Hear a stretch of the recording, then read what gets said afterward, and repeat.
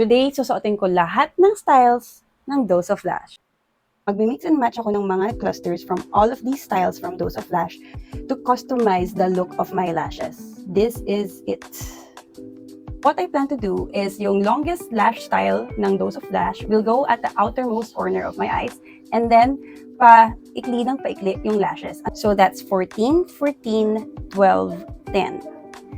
And I'll be adding a second layer to add volume. Itong dalawang to, this is the passionate style at 12mm, and then the last one is the unbothered style at 10mm. This is the first layer that I'll be putting on my eyes. After I glue that all in, I'll be adding the second layer right under the first layer.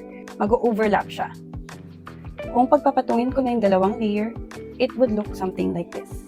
Okay, let's try it!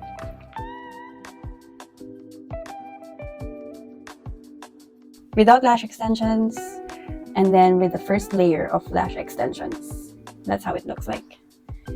Add na natin yung second layer.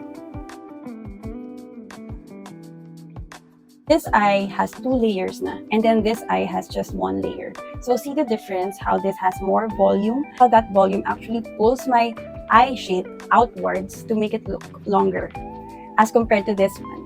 And from this angle, mas makapal din talaga yung itsura niya as compared to this one. So, I usually go for this look when I want just a natural look, and then this one if I want to be extra. Also notice how the arrangement of the sizes from longest to shortest creates that tapered look towards my inner corner. So, I'm gonna put the second layer here para makita na natin yung final look. So, this is the whole look. I'm wearing all 4 styles of Dose of Lash. So that's how I mix and match the different styles and lengths of the clusters to get the look that I wanted. FYI lang,